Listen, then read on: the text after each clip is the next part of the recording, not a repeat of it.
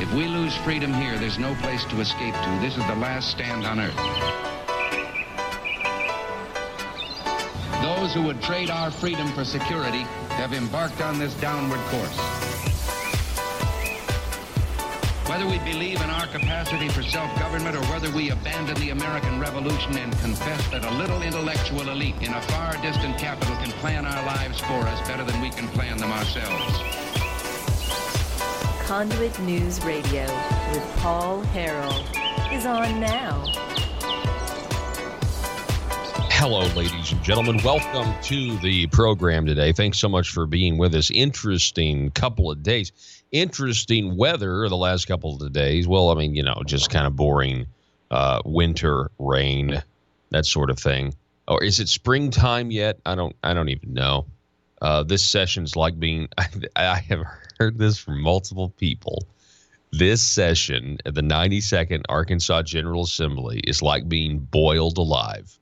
That is now the consensus from politicos who actually care about limited government, spending, lower taxes, economic freedom. Those of us who consider economic freedom a priority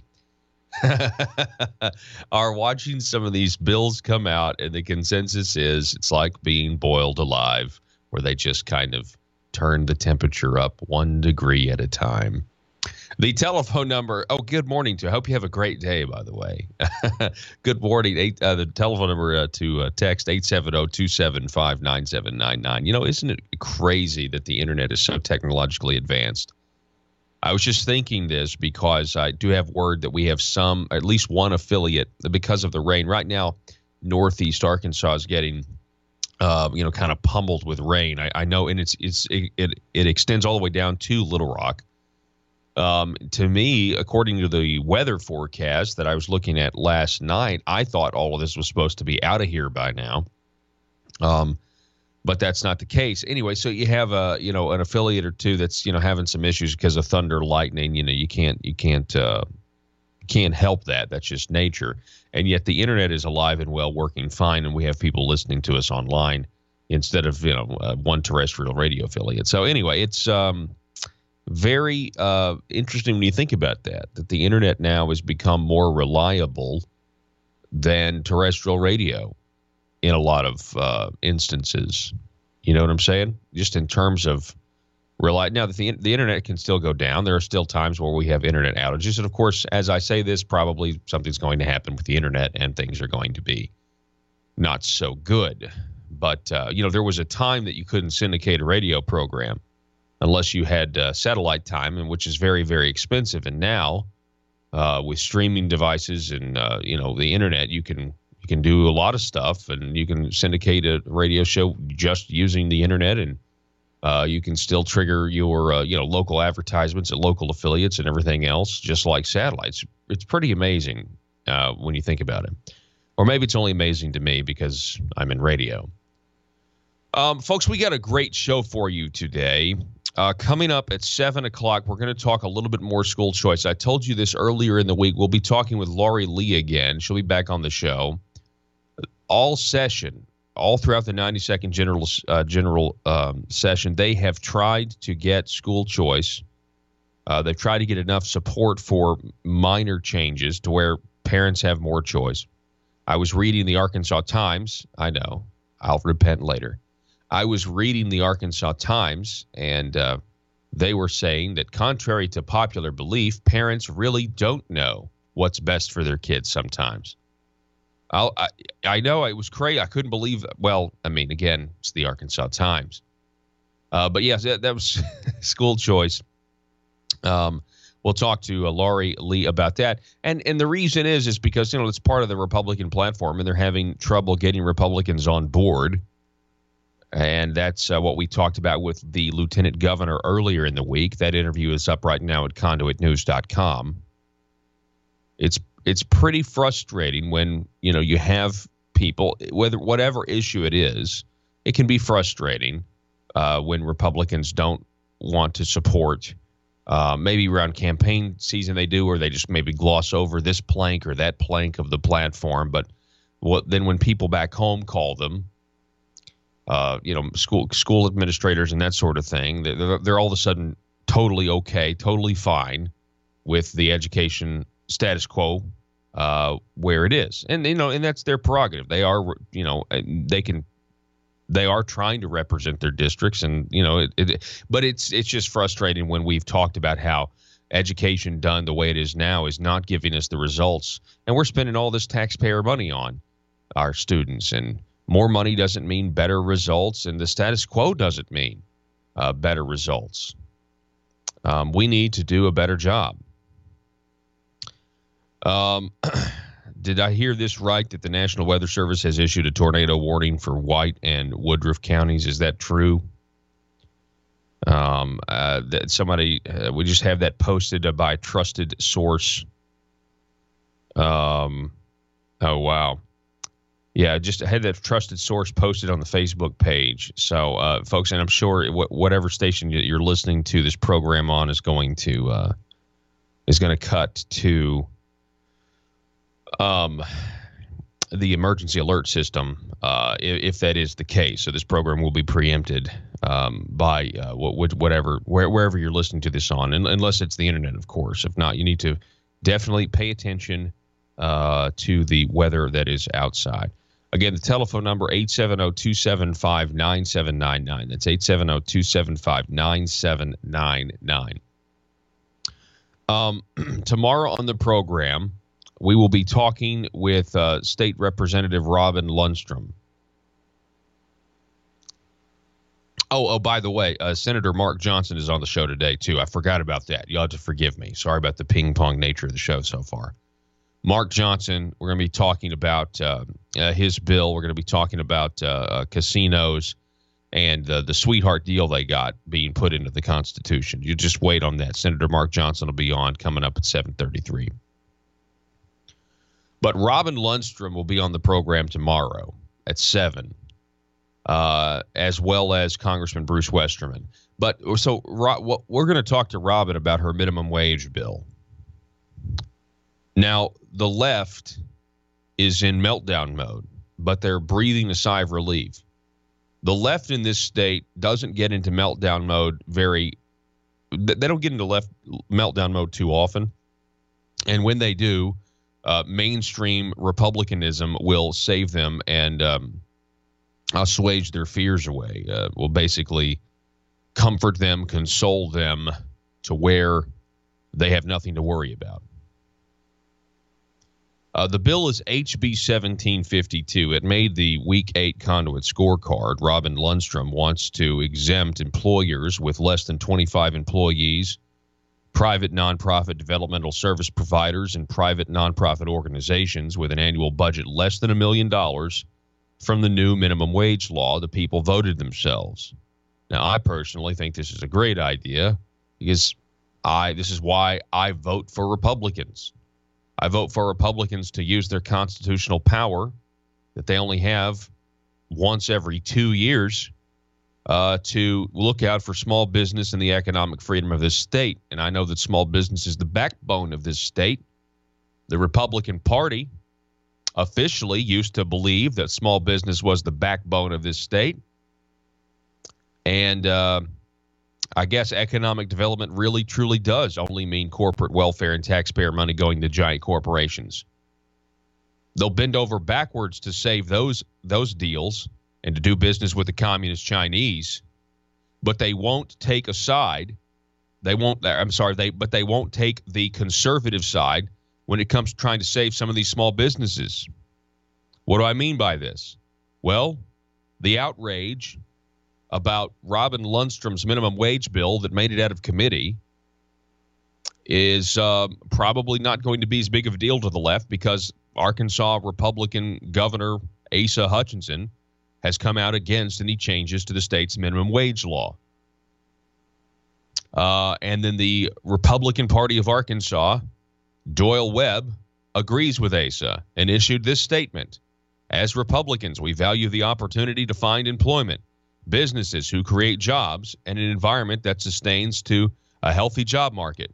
In November 2018, the people spoke to incrementally raise the minimum wage in Arkansas. We respect the will of the people and their majority vote. We should only amend the spoken desire of the people when circumstances so demand. Until then, we should follow the direction of the people and not attempt to alter it. End quote. So there you go.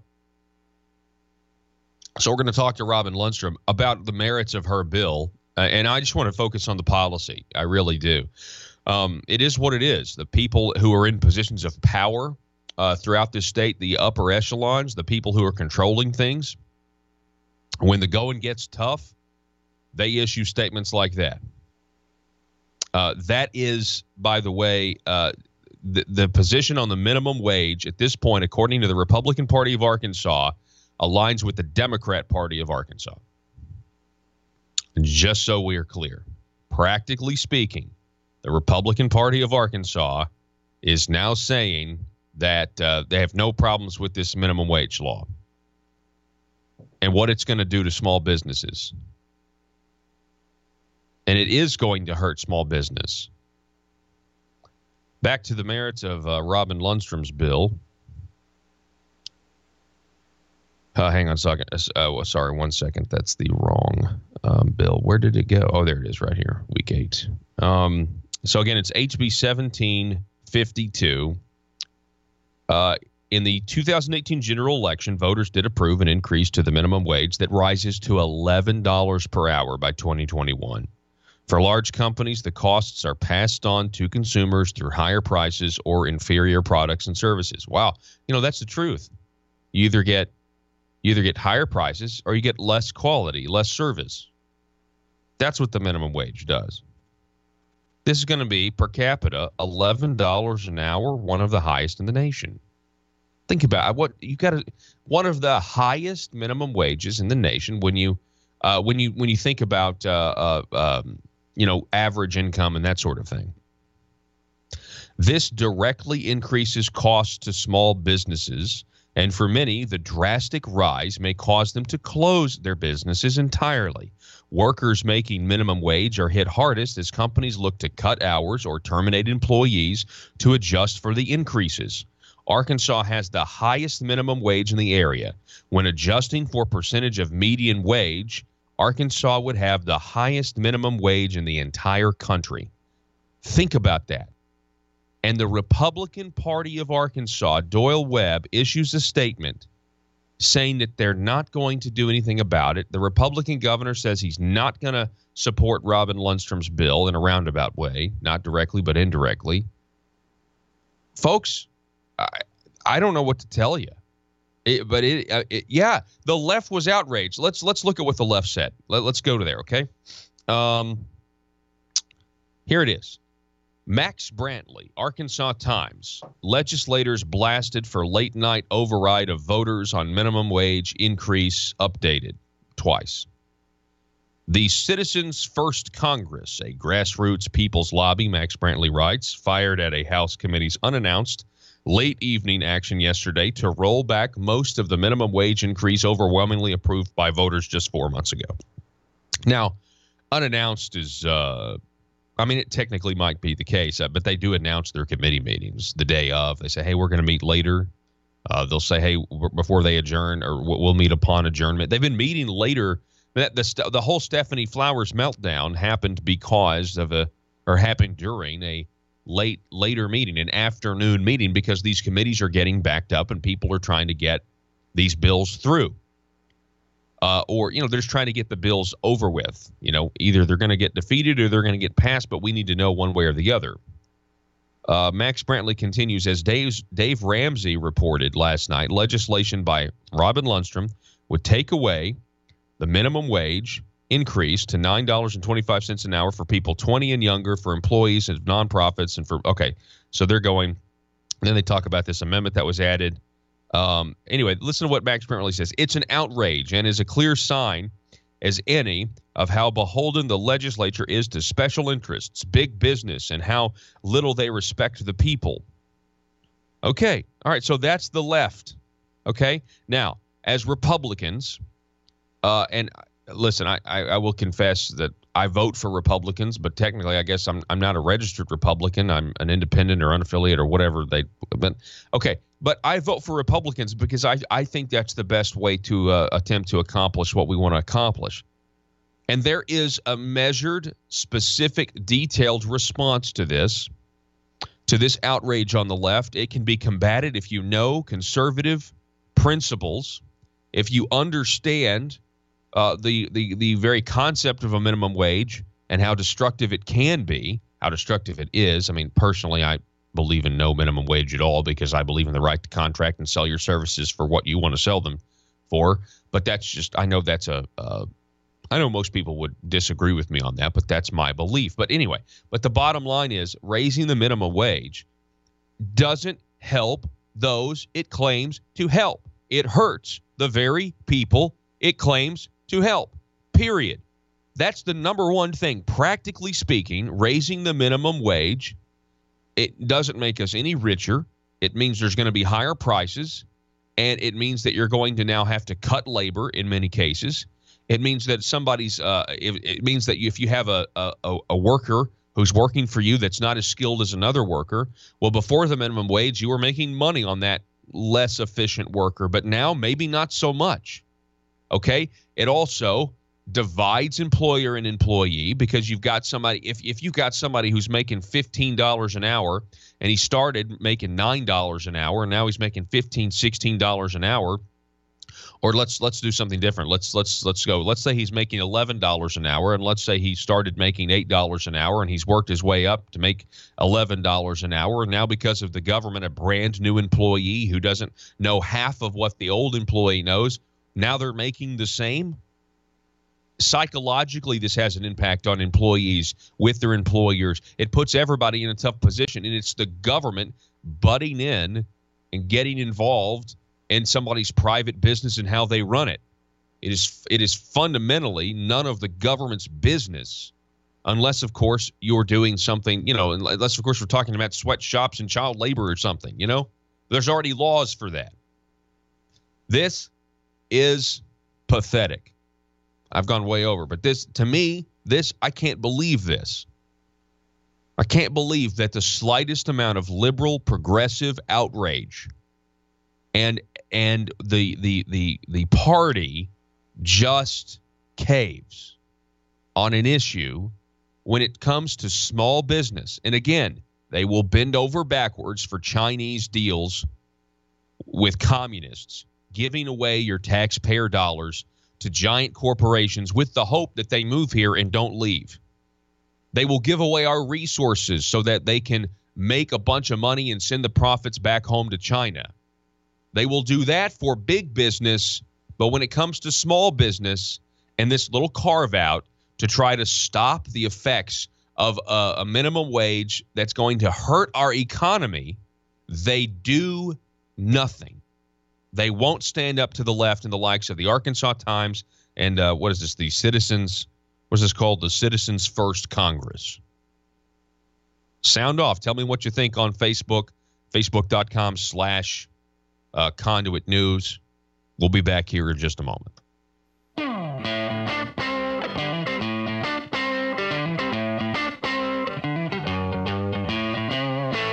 Josh Waters on the phone. Josh, how are you doing, sir?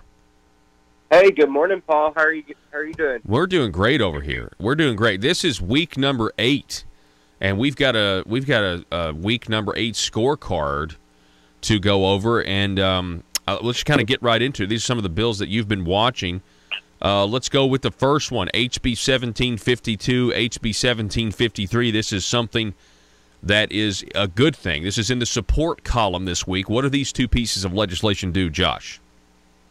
Yeah, so these two bills by Representative Robin Lundstrom are amending the minimum wage law. As many people know, back in November, there's an initiated act brought forward to raise the minimum wage to $11 an hour by 2021.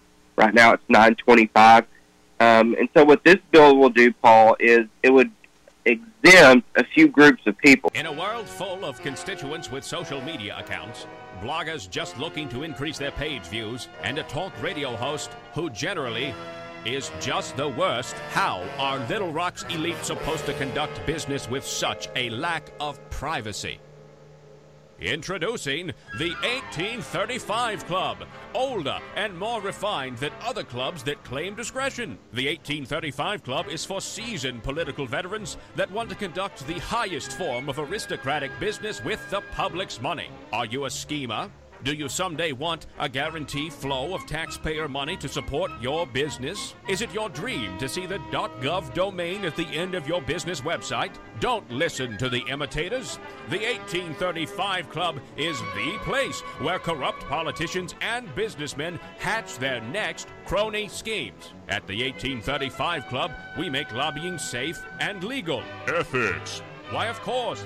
All business is done in an ethical manner. Just look for the sign above the door that reads, loophole. Are you tired of the Capitol Police restricting your access to the roof after a perfectly good night of drinking? The 1835 Club has libations and a perfectly good roof. Other crony clubs that promise discretion try to lure you in by advertising bars made out of aeroplanes. Well, at the 1835 Club, instead of an airplane fuselage, we've got a space shuttle. No, not a bar. We've got an actual space shuttle that makes a daily run to the moon so members of the 1835 Club can have some real privacy away from the bloggers and taxpayers. Are you an Arkansas aristocrat? Do you want to be? It's the 1835 Club, and we work tirelessly to make sure the good old boy system remains alive and well.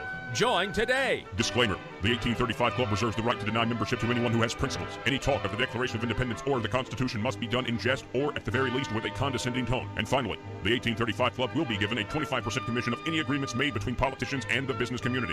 PHP Parody.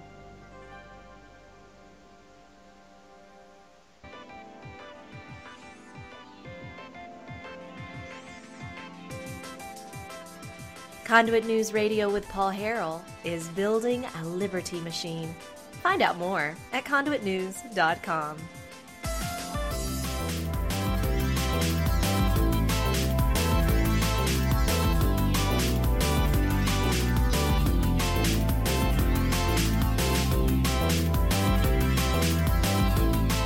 All right, welcome back, ladies and gentlemen. Thanks so much for being with us. 870-275-9799. We're just kind of going over the minimum wage.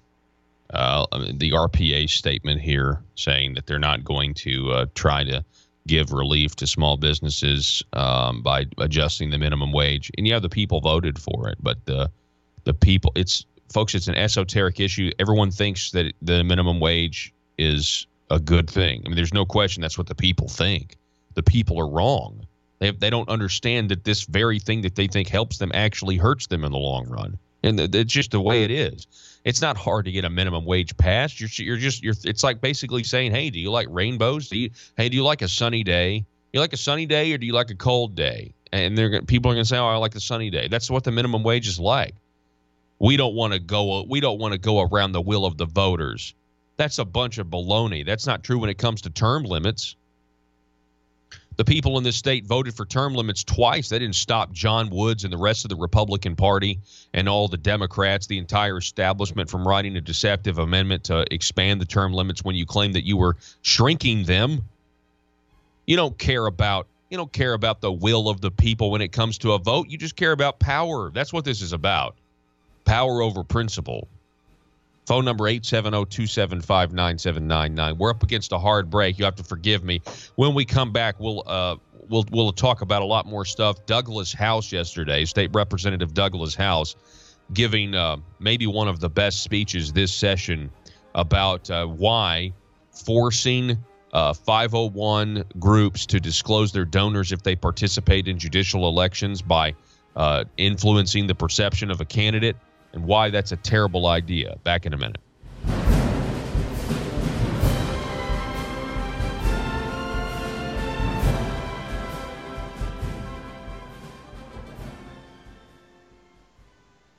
From the minimum wage law, from the state minimum wage law. And so those are people under 21, college students, businesses with less than 25 employees, nonprofits with budgets less than $1 million, and private nonprofit developmental service providers.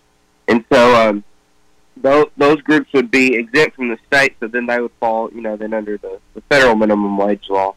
And, I think this is a good idea, Paul, because when you look at the Arkansas minimum wage, when it goes up to that $11 per hour, and when you look at the median wage for Arkansas, and that would actually put Arkansas as the highest minimum wage as a percentage of median wage, which is actually a little bit better, more comparable number because, when you look at California or New York and they have a $11 or $12 or $13 minimum wage, it doesn't go as far. And so $11 minimum wage here in Arkansas in 2021 as a percentage of the median wage in Arkansas would put Arkansas as the highest in the country.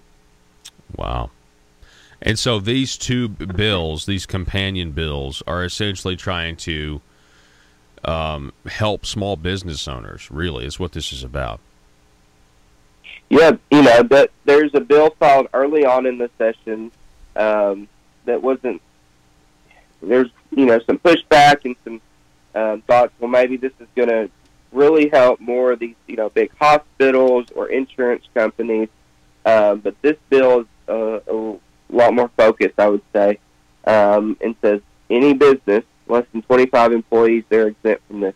So it really does help the small business owner.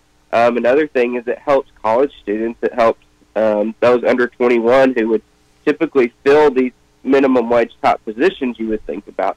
I know in my experience, I started working at Andy's Frozen Custard at minimum wage, as my first job. Oh, it's the best ice cream in the world. It's custard, not ice cream. Whatever. It's amazing. It's amazing stuff. It's good stuff.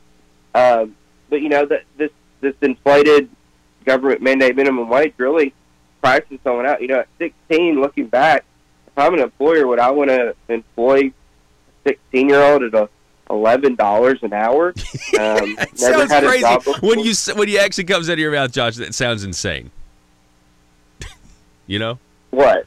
Well, the idea that we would be paying a 16-year-old $11 an hour. I mean, it just sounds crazy.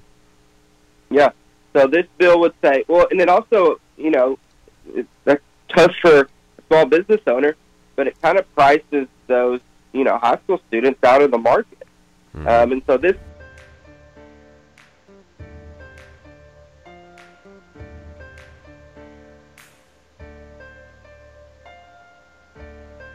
Bringing you your daily dose of truth. It's Conduit News Radio with Paul Harrell.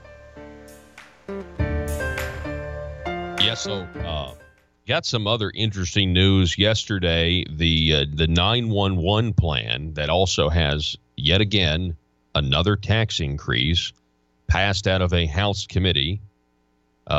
Jeannie Roberts, the headline is Cell Phone Fees Bill for 911 gets panel. Why do they get away with this crap? I'm sorry. I'm sick of this. Why do they get away with calling this a fee? I know the politicians call it a fee, but if you're being charged something and then that money is being used to pay for a service, it's the same thing as a tax. So it's more money from the people, therefore it's a tax increase. This is State Representative Michelle Gray's bill. She's a Republican from Melbourne, and it's House Bill 1564. This bill originally had a lot of pushback from the likes of AT&T and others because not only was it a tax increase, it was a lot of money, and a lot of it was going to smaller telecommunications companies as like a corporate welfare thing, the way I understand this. And then they separated the two out, and then, of course, because that happened, it passed the committee, which doesn't make any sense to me. They had a bigger problem. I don't know. I just don't understand why. Revenue. We got to have revenue. More money from the people every turn. We still have the President Pro Temp's $100 million tax increase on cigarettes. That's supposed to be coming down the pike. Let's see here. HB 1564, designed to shorten the time and simplify the method for receiving emergency services, would upgrade the state to the next generation 911 that would allow processing of all types of emergency calls, including voice, text, data, and multimedia platforms. We just need $16 million more dollars. We just need $16 million more dollars. Hang on a second. The cost of the new system was one of the sticking points brought up Monday. Willie Lemming, Justice of the Peace for District 13 and Lincoln Fire Chief, said the committee recently increased its cost estimate for a new system to $14.5 million, up from about $11 million, but more work remained to be done, and the cost will change as more details, such as how many radios will be provided to rural fire departments and small cities, are decided.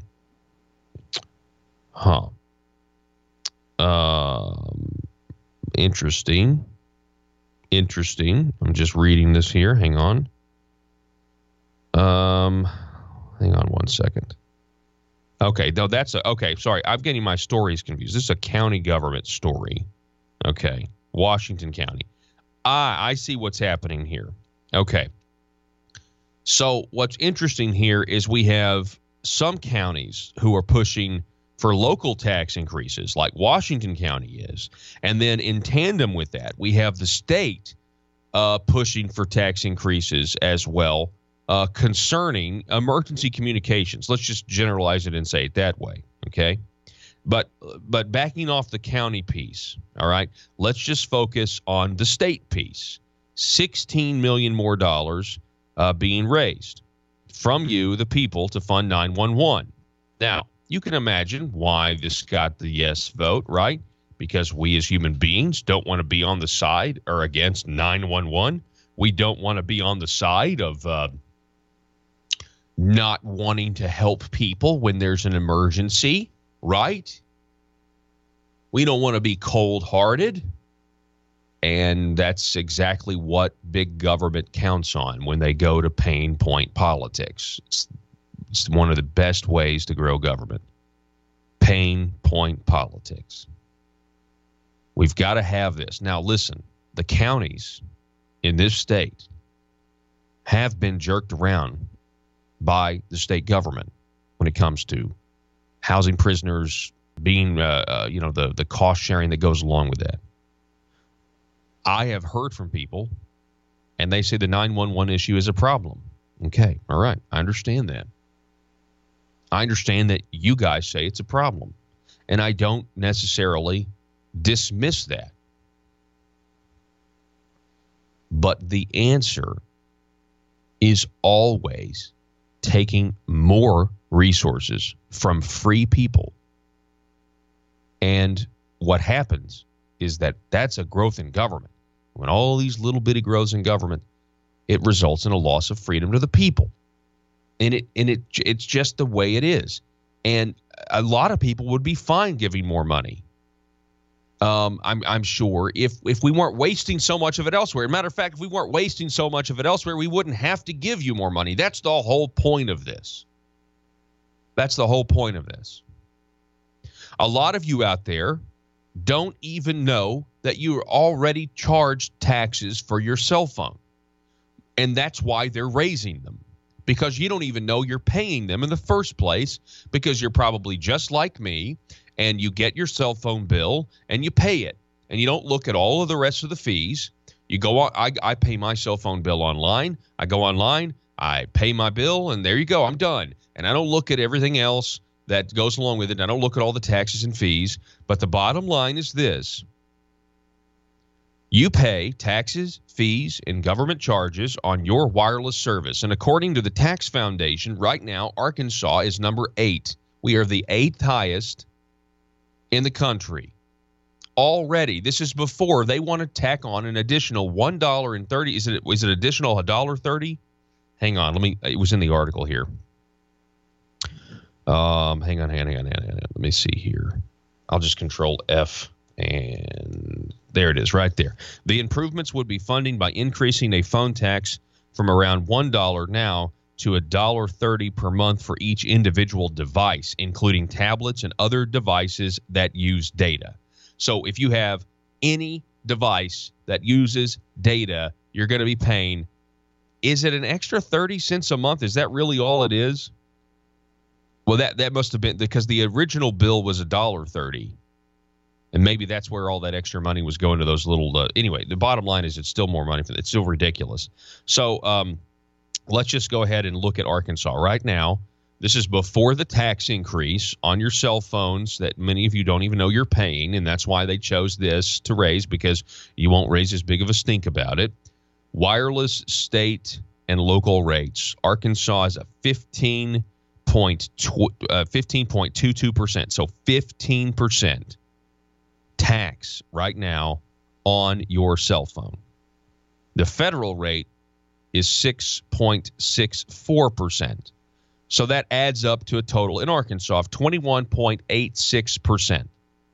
Combined federal, state, and local rate, your taxes, your fees, and government charges on your wireless service. This is as of July of 2018, and we're coming up in the summer of 2019, and Arkansas is going to raise that even more by 30 cents per device, according to the Arkansas Democrat Gazette. I really honestly thought it was more than that, but either way, it's still outrageous. But you get my point. It's another $16 million. So that $16 million may not sound like a lot to you, but when you take into account the internet sales tax that's coming, that's going to be more money out of your pocket. When you take into account the $100 million in tobacco tax increases that we're hearing about now, that's supposed to be coming down the pike. When you take into account the $300 million, by the way, when it comes to the half-cent sales tax that they want you to keep from sunsetting, then really the entire plan is a $415 million plan when you take into the new tax on the wholesale level of gasoline and diesel. And then, of course, you had, let's see, am I missing something? I'm missing the income tax cut of $95 million. Okay. But that doesn't hold a candle to all of the numbers that I just put out there. I'm just I don't know how many. Does the state of Arkansas realize that we don't have unlimited resources? I just want to, right? And you take all of that and you combine it with the fact that they don't want to help small business try to get a carve out for all these minimum wage increases that are coming down the pike. Folks, I think we're running out of money. I think the state of Arkansas is running out of money. And that's why they're coming after us with all these taxes. Maybe not today, but maybe not tomorrow, but someday and soon for the rest of your life. Folks, we covered this. It was a bill by State Representative Jimmy Gasaway that I personally disagree with. It's House Bill 1705. Now, this bill kind of sailed out of committee earlier this week. This would require people who donate anonymously, protected by law right now, to 501 groups. And it would require, if you said anything to influence the perception of a candidate in a judicial election here in Arkansas, that you could be taken to court. You would have to disclose your donors, be violating the privacy of people who donated to your group. And this is a terrible idea. It's the camel getting his nose into the tent, because it'd only be a matter of time before some Democrat or whatever, who am I kidding? It'd only be a matter of time before some Republican would try to increase that and say, well, we're just cleaning up some language here. We already do this for judicial elections, and we're just bringing the legislative races in line with the judicial elections like we already do. You can hear them. I can hear these people. I know exactly how they think. I know exactly what they say. Only a matter of time before you'd have to do it for anybody. And by the way, even the Arkansas Bar Association, during the committee hearing on this bad piece of legislation, said that this whole status quo was set up by Citizens United, which is a Supreme Court case, which I'm not an attorney. I'm not the Arkansas Bar Association. But you would think that if Citizens United, a Supreme Court case, is what enabled groups to be doing what they're doing, then you would assume that this Arkansas law that's trying to thwart that would be unconstitutional. But maybe I'm overthinking things. I'm just a simple civilian simpleton. The telephone number, 870-275-9799. State Representative Douglas House took to the House floor. This bill was not defeated yesterday, but there was so much opposition to it that the sponsor, State Representative Jimmy Gazaway, pulled the bill from consideration towards the end of debate and said he would work on an amendment. I have no idea what that amendment is going to be. I don't know if the amendment, the amendment could be good. The amendment could also just still, make the bill something that no one can support. There was some agreement that, maybe dark money is a problem, but this is certainly not the solution. Here's State Representative Douglas House yesterday giving one of the best, most concise speeches on the freedom of speech and how we associate with each other in terms of organizing politically, I think I've ever heard. State Representative Douglas House yesterday speaking against State Representative Jimmy Gazaway's HB 1705. Listen to this. Speaker. Thank you, colleagues. I was one of those 2 votes. This bill was brought to us by the Arkansas Bar Association. It was handed to me before it had any sponsors. I took one look at it, recognized it exactly what it is. It is an opportunity for them to find out who is speaking for or against one of the judicial candidates, one of their friends that they don't like, so they can find out who they are. They can track them down, intimidate them, protest them, mess with their credit, bring lawsuits according to this bill, and do all of the bad things. To correct something that you asked about, Representative Brown, absolutely, these 501c3 groups need to be concerned. Arkansas Right to Life, Arkansas Family Council, unions, police associations, fire associations, Family Council, Conduit for Action, Judicial Watch, Arkansas Faith and Ethics. All of these organizations, according to this bill, if they publish anything that attempts to influence the perception of a candidate, then they have to disclose who gives them money. What does that mean? Attempt to influence the perception of a candidate. Why else does Family Council publish that big long list? Because they're saying these are people that think like we do and we like them. That's what they're doing. They're influencing the perception. Now they've got to go back and disclose everybody that's donated to that organization. Oh, and by the way, under this same bill, you are all members of the press and publishers, according to the definitions. Do you ever put something out on Facebook? Are you trying to influence others? Do you ever mention a judge's name or a candidate's name? Of course you do. Yeah, I know Judge so-and-so. That's a good person. He's a great judge, or she's a great judge, as the case may be. Or I go to church with them, or their kids play with my kids in baseball. Transparency. Folks, government has to be transparent. Private individuals have the right to be private. Transparency is for government, not for private individuals. If you want to give money to the ACLU because you believe that they stand for liberty, give money to the ACLU, but you might not want to broadcast it to the whole world. But ACLU might come out and say, you know what, we don't really like such and such a candidate for a judge because they tend to rule against the things that we intend to. That's fine. I don't care what the cause is. Or they could come out and say, we think this judge is wonderful. Now they have to disclose all of their donors. No, absolutely not. It's why I turned down sponsorship of this bill flat to begin with. Under this bill, any citizen can sue anybody, and particularly an organization, if they just say you have failed to disclose all of your donors.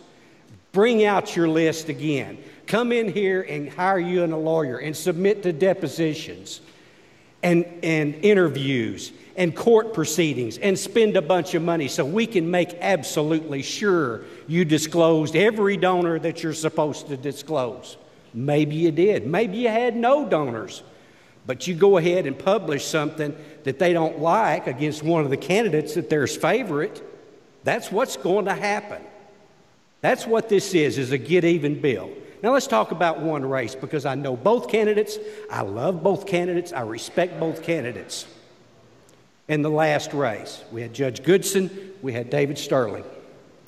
And y'all know that there were some horrible things go wrong with the advertising.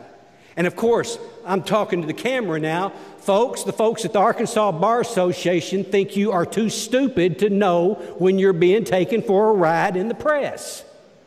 You're not. I know that Mr. Sterling was ashamed at some of the ads that went out. He didn't have anything to do with them as a matter of law. And probably some could argue very successfully that some of those ads actually reverberated to his discredit rather than to his credit. But now, under this law, we can hunt down those people and find out who donated to them and intimidate them and protest them and say bad things about them in the press. It has a chilling effect on the First Amendment. Saw that right off when I read it. And I wouldn't vote for this if it was the only bill that we had to vote on. I'll give you one final thing. When the government forces disclosure of your private information and your private perspectives and who you donate to or don't donate to, they are invading your privacy. They are doing it, the government is doing it only for intimidation. I want no part of it. Thank you very much, colleagues and Mr. Speaker. Representative House has spoken against the bill. Would anyone like to speak for the bill? Representative De La Rosa, you're recognized to speak for.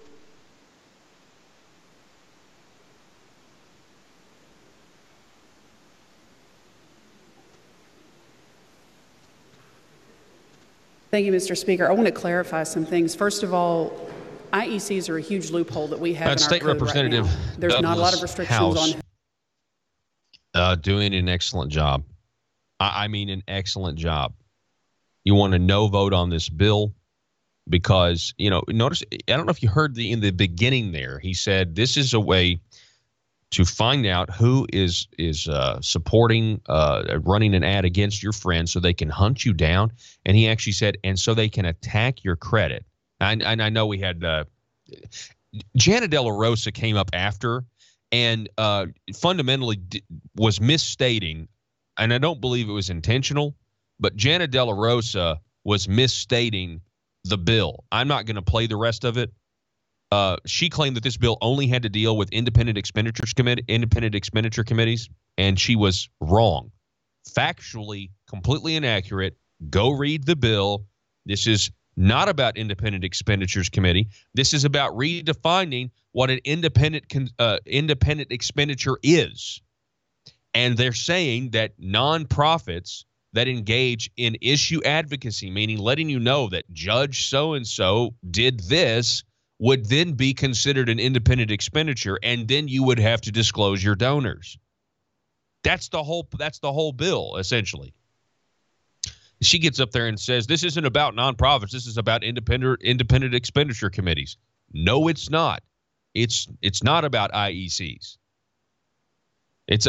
I don't know if she hadn't read the bill, but it was what she was saying. When she spoke for it was factually inaccurate. Anyway, Amy writes on Facebook. Problem is, no one probably read the bill. Yeah, a lot of people didn't. They're trusting each other or whatever. It's sometimes very rarely does that work to a conservative's advantage, but sometimes it can work to our advantage. Douglas House, though, doing an excellent job. Transparency is for government. Privacy is for the people. He says this is intimidation. He says if you go through with this is so people can hunt down. This is exactly what I've been saying, by the way. This is exactly what I've been saying. I have been saying that if they find out who donates to Group A, they're going after them. That's what people do, especially in Arkansas. If you're going against the grain, they come after you. And this will just give them a list of people to go intimidate, boycott, go call the bank and be like, hey, will you pull their credit? Hey, that stuff goes on in Arkansas all the time. Matter of fact, I know a really juicy story I've known for 5 years about something that happened in Northeast Arkansas about having organizations that are very popular that had their credit pulled. And I'm not going to go into it right now, but because I've been sworn to confidentiality. But maybe someday the last thing we need is for people to basically be given a hit list from the government. Back in a minute.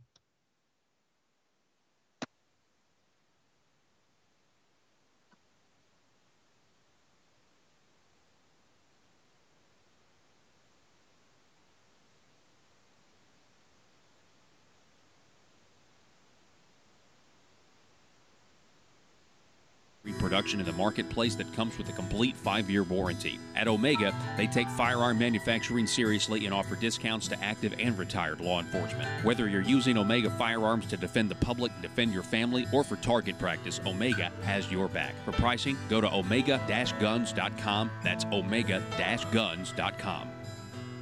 If you're like me, you believe that small business is the heart of Arkansas's economic engine, and it should be viewed that way by the politicians in Little Rock.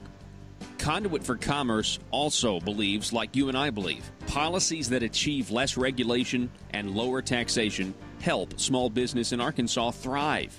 Other policies like small, constitutionally consistent government and reducing citizen dependency on government keeps it from growing and expanding its influence on our daily lives. Conduit for Commerce works every day to educate the general public and legislators on these important priorities in the name of Arkansas small business. By the way, contributions to Conduit for Commerce are tax deductible. Log on now to conduitforcommerce.org and click on Contact Us on the right side of the page. That's conduitforcommerce.org. Go there now and learn the facts on protecting small business in Arkansas. This, I think, brings things more in line with, hopefully what more people were thinking about when they voted for this. They don't want to hurt small business. They don't want to hurt college students or, people in high school. And so this would exempt them from the minimum wage law. So any employer less than 25 employees, and then also nonprofits with less than $1 million operating budget. Wow, that's good. Exempt. Yeah, that's really good.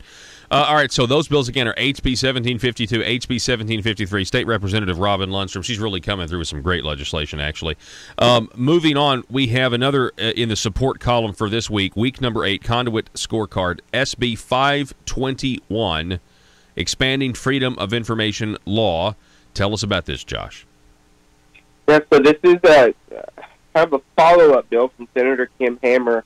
I know he came on your show a few weeks ago to talk about this practice where, and they've limited the scope to where basically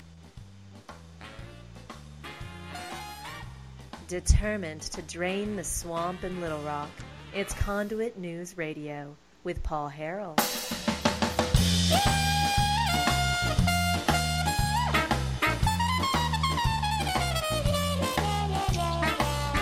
All right, that about wraps things up for the first hour.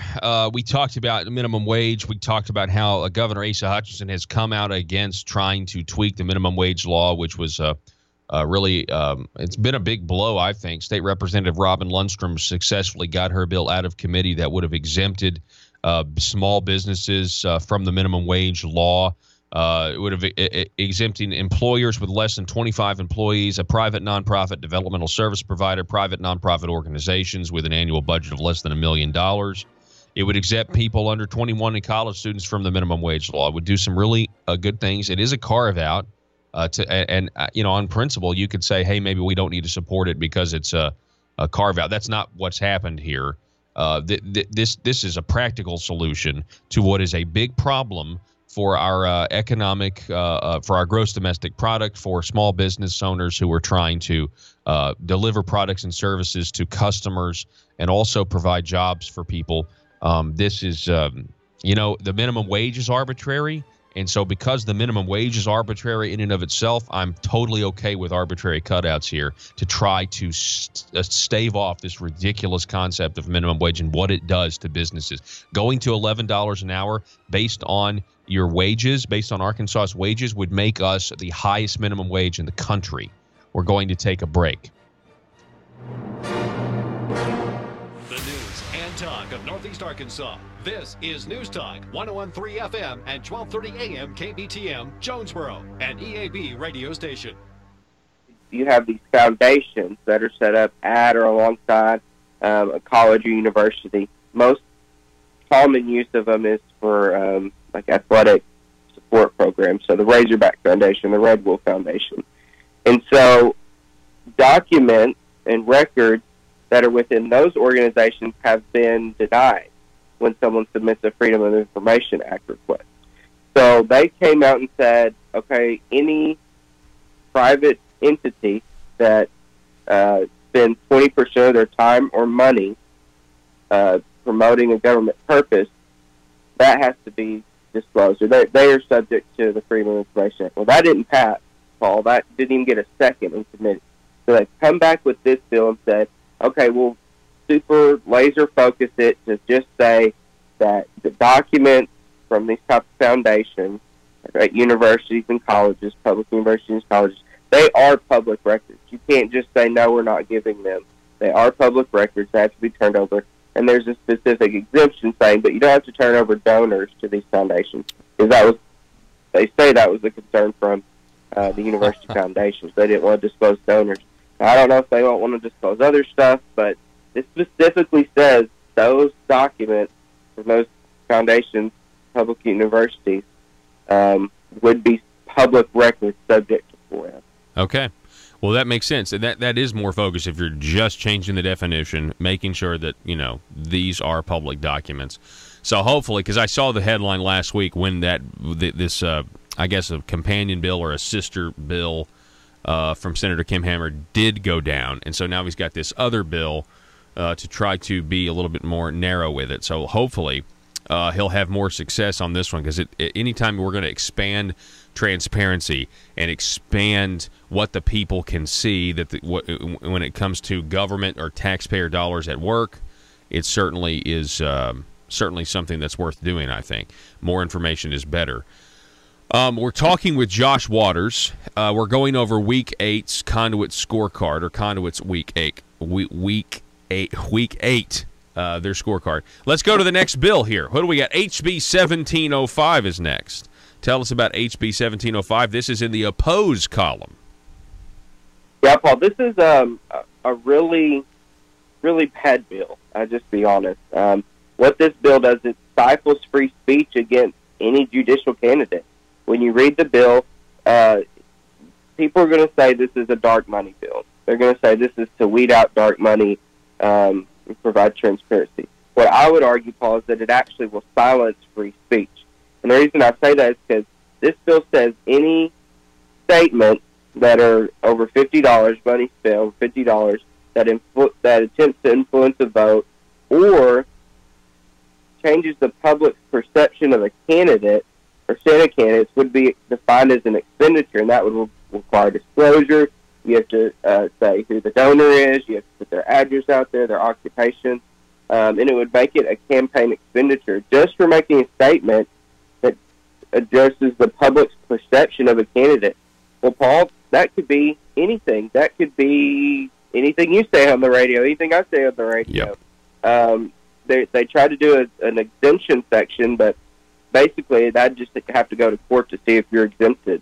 So just about any statement that has any money behind it, any organized effort behind it, that addresses the public's perception of a candidate, good or bad, would be subject to this and would have to disclose and put the address out. And in these heated political times, Paul, I think that's really dangerous for potential donors to know, hey, my name, my address, my employer, all that's going to be out there as a public record because I decide to engage in free speech. I decide to associate with organizations that engage in free speech, and they could be targeted because of this. So a very dangerous piece of legislation. All right, so practically, though, and you're exactly right, when you go to disclose donors to these groups that do get involved in elections by disseminating information, these are nonprofits, but privacy is for the citizen and transparency is for the government. And we have a right to associate with whoever we want.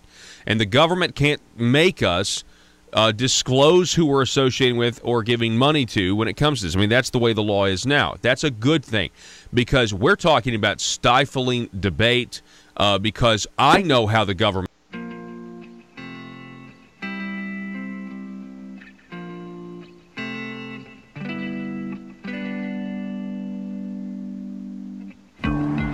think it's time we ask ourselves if we still know the freedoms that were intended for us by the Founding Fathers. They seem to be in full-scale retreat from spending cuts and are talking about raising people's taxes again. And I have only one thing to say to the tax increasers. Go ahead, make my day. If we lose freedom here, there's no place to escape to. This is the last stand on earth. Those who would trade our freedom for security have embarked on this downward course.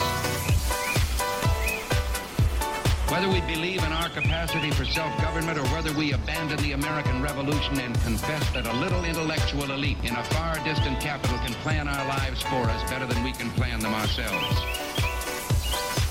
Conduit News Radio with Paul Harrell is on now. Hello, ladies and gentlemen. Welcome back to the program. This is hour number 2. You have found the intersection of conservative ideas and reality, where we're building a liberty machine. Thanks so much for being with us. Feel free to go to the YouTube channel, and you want to search for Conduit News. You want to subscribe to it and click the little bell to receive notifications so you get these smaller videos that are uploaded later in the day. A lot of times they're videos of the session, or sometimes they're videos of the guests that we have on the program. Like this next guest, please welcome from Arkansas Parents for School Choice. We have Laurie Liebeck with us. Laurie, good morning to you. Good morning, Paul. Thanks for having me on. Absolutely, it's always a pleasure, Laurie. And I have been. We interviewed the Lieutenant Governor on Tuesday, Tim Griffin, and we interviewed him specifically on school choice, the importance of it.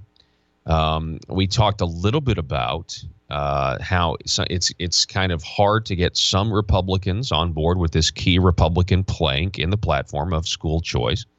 And then I mentioned to the audience, Laurie, that we'd have more developments on Thursday because I knew I was going to be talking to you. And so a bill has been filed, the lead sponsor out of the Senate, Senator Blake Johnson, Senate Bill 539. What can you tell us about this bill in school choice?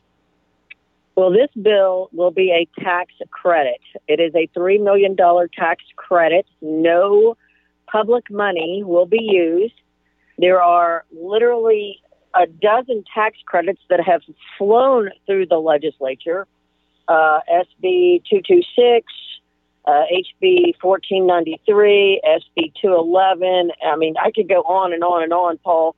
As a matter of fact, I talked to the I don't know if he's the president or the executive director of the School Boards Association a couple days ago, and we were talking about this, and he said, well, Laurie, we would not be in favor of something that takes tax dollars and allows it to be spent on private schools. And I said, well, are you opposing all of the tax credits? And he said, excuse me. And I said, well, every tax credit puts money back in the pockets of a private citizen, and they can do with that money what they want. So you can't, either we pass a law and say that if you get a tax credit or a tax refund, anything that has a give, and for that matter, anybody that works for the state that gets a paycheck for the state, then they can't send their kids to private schools because that would be a breach of, church and state. So the arguments from those on the left and those Republicans who are soft on the issue fall flat. Because this is a tax credit. It takes private money. It gives it to the most disadvantaged families to help the most vulnerable children in our state to receive an education, Paul, where they can break the cycle of poverty, where they can break the cycle of incarceration, where they can, break all kinds of cycles. These programs have been seen time and time again to take populations of children that we have let fall through the cracks here in our state for decades and actually give them a hand up instead of a hand out. I think that's a great idea. Let me ask you this. Is the educational industrial complex, are they still going to come out against this tax credit? Yeah, I'm sure they are. You're talking about the AAEA and the AEA, the union and the superintendent? Yes. Absolutely. They're going to come out full force. But that begs the question, why haven't they been against every tax credit that has passed in the legislature? We've not heard one word from these people all session. We've increased tax credits that are $32 million, $34 million, $4 million. There's tax credits all over the board. There's a tax credit if you give a piece of equipment to a school or a private university, you can get a tax credit. There's a tax credit if you buy an old historic building and invest in it. There's all kind. Matter of fact, we expanded that one. We just didn't have that one on the books. All of these are expansions to tax credits. Here, we want a $3 million tax credit that would give a disadvantaged child an opportunity and an education that will help them to be a productive tax-paying citizen. And these people are fighting it because they're a cabal. They want the money kept so they can control it. The other thing is that we miss often, Paul, in the school choice conversation is teachers. 82% of teachers are in favor of this type of program. It's an ESA where kids can take money, they can pay for tutoring, they can pay for therapies, they can go to private schools. And here's a big caveat: they can actually purchase classes from a traditional public school. This is a revenue generator for the public school system, where they can capture back those people who have been unhappy in the entirety of being in a public school, but see the advantages of some of the things that public schools are able to offer that maybe that smaller private schools can't. You know, a lot of private schools do not have chemistry labs. They do not teach Spanish. So, you know, we're past the time for this one-size-fits-all education. We need to allow our entire education system to be more holistic, like everything else in our society. You know, I've said several times, Paul, the public school system wouldn't make a kid who is celiac eat a sandwich for lunch. They wouldn't make a kid who is lactose intolerant drink milk. Why are we forcing kids that aren't thriving in the public school model? It's not a bad model, Paul. It's a good model, and it will continually educate the majority of our students. But I would say with nearly 500,000 students in the state of Arkansas, it's irresponsible for us to think that one model can serve every single child. We're doing our teachers a disservice by making them the end-all, be-all to every student, watering down the classrooms, having them spend time on things that, you know, they're not comfortable with or certainly not certified or qualified for. I mean, not all of our teachers are special ed teachers. And our teachers need to be set free from responsibilities that makes them be less effective in the classroom. Teachers are for this. Parents are for this. Citizens are for it. Business is for it. The only people against this are superintendents and the teachers union. You know, and I also think there's a psychological component to their opposition to this, because, you know, if when the I call them the educational industrial complex, when they find out that school choice people are for this, it's not so much that they fear what's happening now. They fear the incremental. They fear 5 years from now, 10 years from now, because school choice is something that's on the move. The idea that you shouldn't be confined to a school just because of your zip code or just because of your socioeconomic status. And so I think they just don't want anybody on the school choice side to get any momentum. Even if it's something that's benign and it's just going to give people more freedom, they don't want the school choice people to be able to say, hey, we made some progress, because they know then we'll be back again the next time we get the opportunity. I think some of that's at play here as well, Lori, and maybe you disagree. Absolutely. No, I fully agree. But here's 2 points. One is they're more concerned about the money than the kid.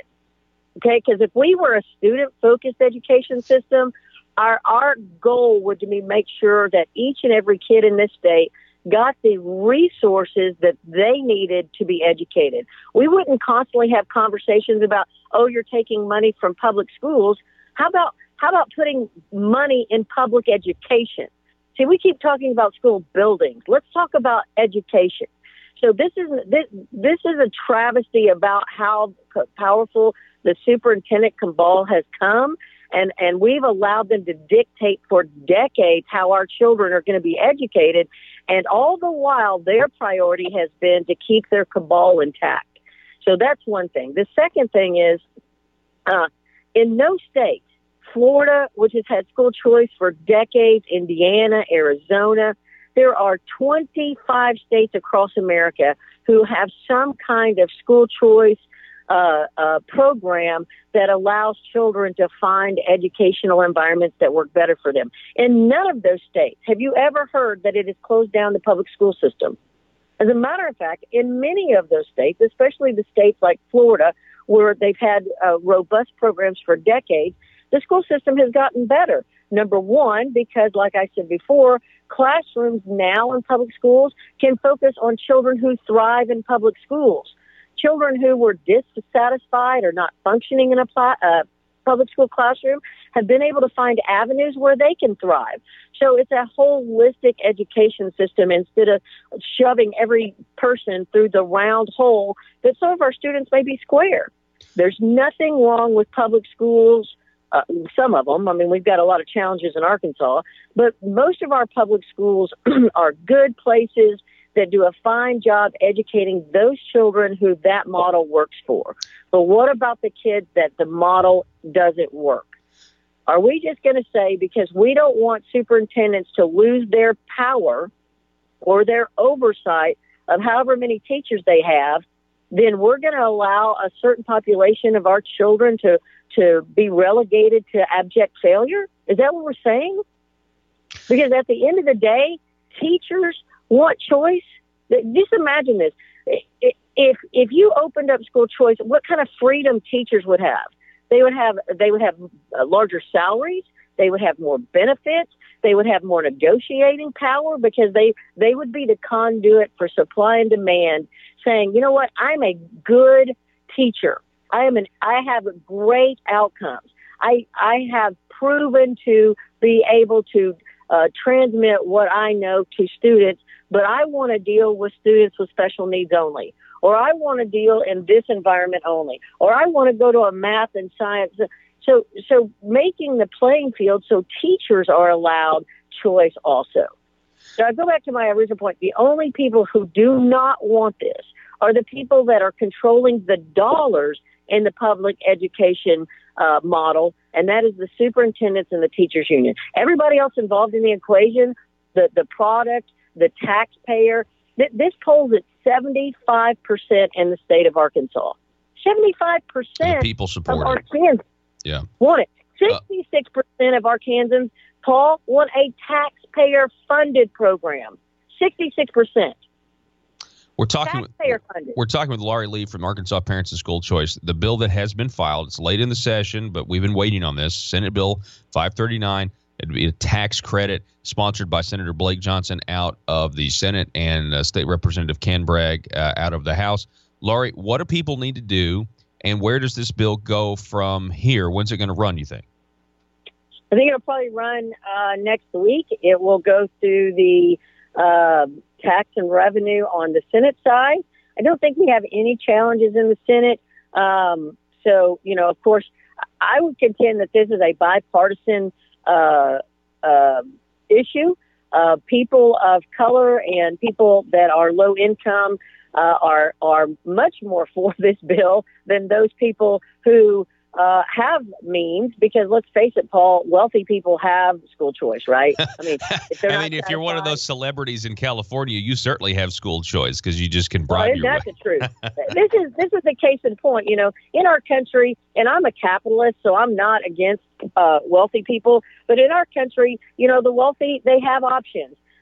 In a state like Arkansas, our low income and working class families, they do not have options. And that's what this bill is about. So I would encourage people to call their House members, especially over in your neck of the woods. There are folks that are just not for this. Their superintendent's not for it, so they're not for it. But here's who are for it. Their teachers are for it. Their parents are for it. Their voters are for it, and their taxpayers are for it. So I would call your House member and tell them, you know, that school choice is something that Arkansans have been promised for decades. You know, the entire executive branch is for it, from the governor to the lieutenant governor. He's a man on fire for it. The attorney general's for it, the auditor, the land commissioner, the treasurer, the party chairman, Doyle Webb, is for this. All the major conservative donors are for this. Again, the only people in the state of Arkansas that are against this are the superintendents, and not all the superintendents. let me be clear. There are some superintendents who get this, but talking about a bullying organization, the superintendent's organization, the school board organization, and the union organization, the teachers union, if you belong to those organizations because it's part of your profession, those folks that see this as reasonable and an answer to some of the challenges that face us educationally are not allowed to speak out for fear of repercussions against their professions, their families. You wouldn't believe the stuff that goes on. Well, you would, but but a lot wouldn't. But I would encourage people, and nicely, respectfully, say, you know what, this is good for Arkansas. This is good for Arkansas kids. I mean, we don't need to call people up and threaten them, or we need to call people up and say, look, this is good policy. This is why we make policy. This is why we come to Little Rock every 12 months, is to come down here and engage in things and change things for the better for the people. Yeah. This is better for kids. This is better for Arkansas's future. This is better for business. This is better for everyone. There's no losers here. Yeah. There's no losers. Laurie, I appreciate it from Arkansas Parents for School Choice. We'll be following this bill, and feel free to come back on and update us. Hey, Paul, I always appreciate you, hon. Thank you so much. Thank you. Laurie Lee, everybody. Folks, you know what it just kind of dawned on me, and I don't know the answer to this, but was it always legal to take a right turn on a red light? To go right on red? Was that always a legal thing to do? That's the way I see all of these choice these freeing up choice, more freedom for the people, whether it's scope of practice, letting an optometrist or letting a nurse anesthetist do something slightly different, or whether it's school choice where people are just asking to do just something different. Because it's easy and because the regulations are unnecessary. Yes, it's against the status quo, but if there's nobody coming, why can't you take a right turn on a red light? It's a safe thing. It's not going to be a big deal. But, I mean, if it were illegal to take a right turn on a red light and you tried to make it legal, you would have every person in the world coming out, who protects the status quo, saying that you're going to, increase the deaths, mass murder, and the entire society will crumble. From the bottom up, top down. I mean, the whole society will get sucked into a black hole if you make it legal to take a right turn on a red light. That's the way I feel like these scope of practice, school choice, anything that's giving the people more options, more freedom and more choice improves quality. And they're just asking for these incremental changes, and the Marble Palace and Little Rock, and they just don't want to move on so many of these things. You're listening to Conduit News Radio. Back in a minute.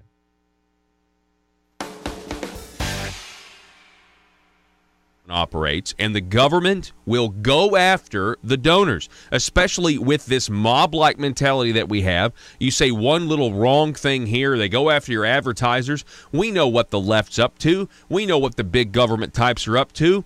They don't want they want to take us down a path of bigger and bigger government, and they don't want anybody to be able to say anything. And now I know this is just about judicial elections, Josh. This had nothing to do with regular. This is only if you are going to spend money and get involved in a judicial race. So that makes it even more clear that this is about Courtney Goodson.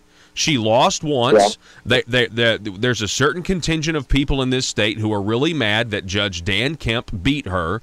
They think it was because of outside money, and I think that's probably true. But I also think the stuff that this Judicial Crisis Network sent out, I think that those are true statements. They were giving people the truth about some of the things that Courtney Goodson has done. Me, and I'm really excited about this. Sir, I'm sorry. The zip line has a 350-pound weight limit, and frankly, I do not think it would be safe for you. Oh, that's okay. I self-identify as 180 pounds, so it's cool. Sir, that doesn't make any sense to me, and I'm afraid we can't let you ride the zip line. You're too heavy. I'm sorry. I can't believe this. I thought we had evolved as a society. I thought this was America, but I guess this is just my plight. first slavery and now fat shaming. Sir, again, I'm really sorry. You listen to me. If you don't let me ride, not only will I sue this company for discrimination, I will sue you for damages because right now my feelings are so hurt and I feel embarrassed because I'm holding up the line. Wouldn't be the first time. Watch it, mister. Look, okay, I'm sorry. I just don't think it would be safe for you. You don't understand. I self-identify as skinny. So you have to let me ride the zip line. The Constitution says so. I get to define my own reality. Oh, you know what? Okay, fine. Whatever. Ride the zip line. Mike, let this man ride the zip line. Thank you. Now watch as my self-identity trumps your bigotry. See you on the other side, racist. Here I go!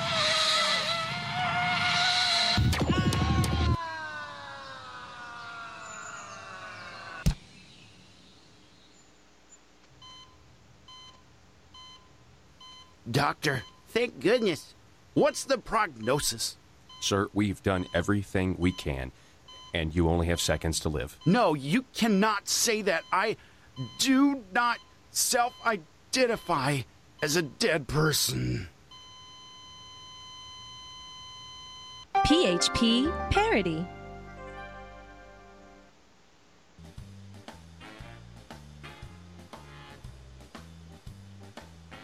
Exposing the truth and everything the Marble Palace establishment keep trying to cover up.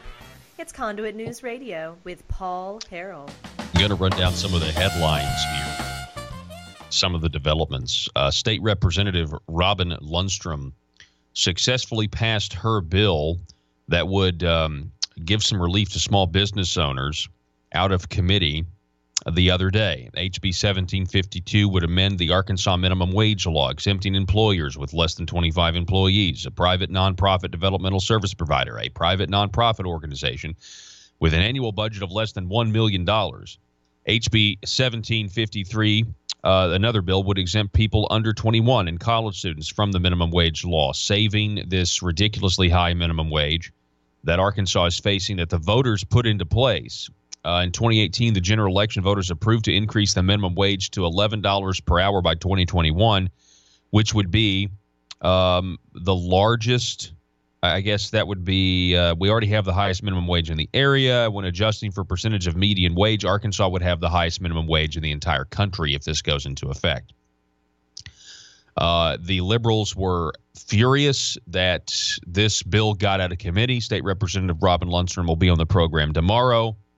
They were furious this bill got out of the committee. They put a bunch of pressure on Republicans, liberals, and progressives and Democrats.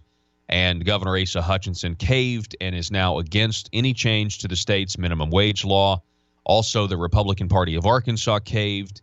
The Republican Party of Arkansas Chairman Doyle Webb releasing a statement saying the people spoke to incrementally raise the minimum wage in Arkansas. We respect the will of the people in the majority vote. We should only amend the spoken desire of the people when circumstances so demand.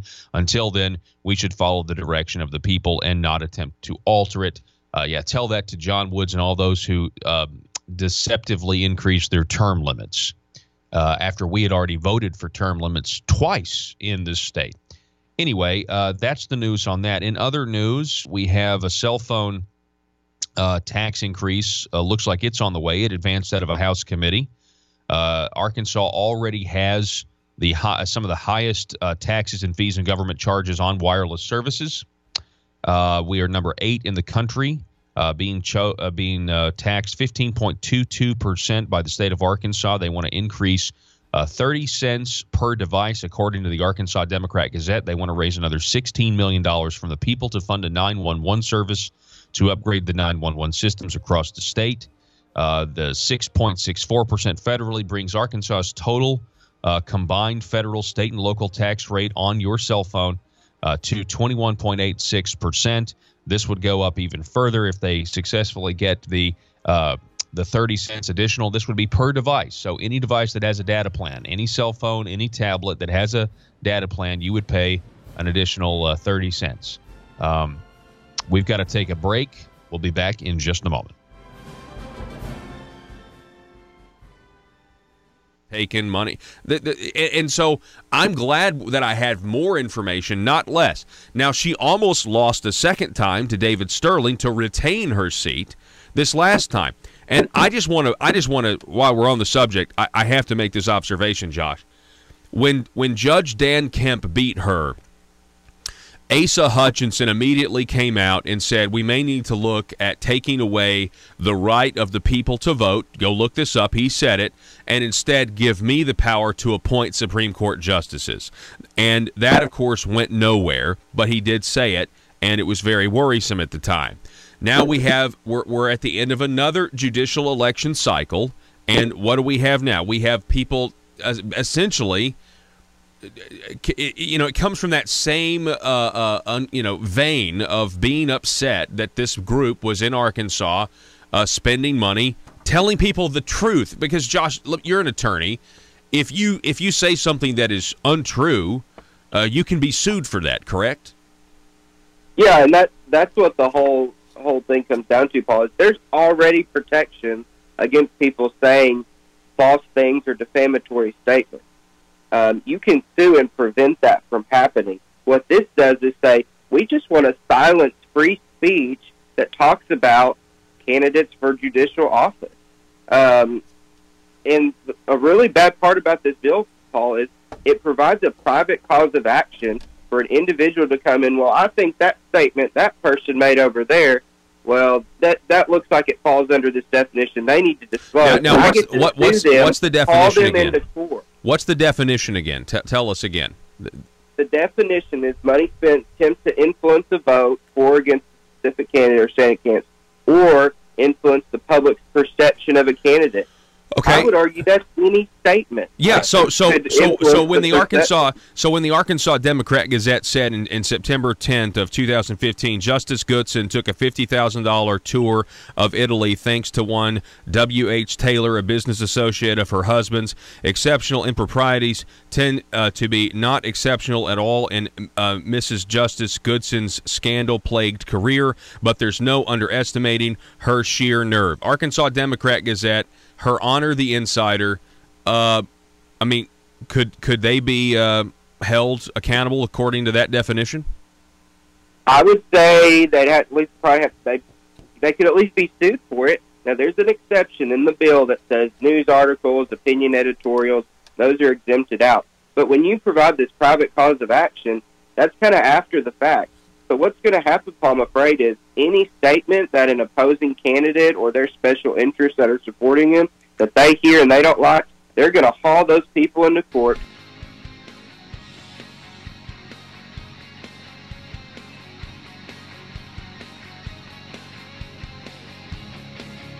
The intersection of conservative ideas and reality. Conduit News Radio with Paul Harrell. Folks, it was a week ago today that the Arkansas Senate successfully passed an amendment to the Constitution that we're going to be voting on in 2020, which would ask us to extend a half-cent sales tax that is set to expire in 2022. Originally, this was a 10-year program sold to the people in 2011. We voted on it in 2012 to fund specific projects. It was former State Representative Jonathan Barnett put into place. He actually was against this particular piece of legislation because he felt like it went against what the people were told, that it would sunset. And it's something that we talked about, how this fuels skepticism in government, that you can't believe what they tell you. Hey, we'll grow government now and shrink it later. And then, of course, when it comes time to shrink it, they don't shrink it. But that really wasn't very exciting. What happened on the Arkansas Senate floor wasn't that exciting. There was no debate.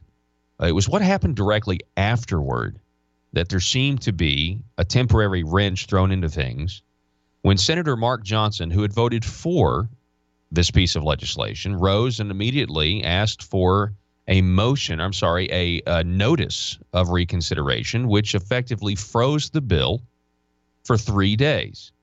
And everyone started scrambling. Here now to talk more about that is Senator Mark Johnson. Mark, thanks for being with us this morning.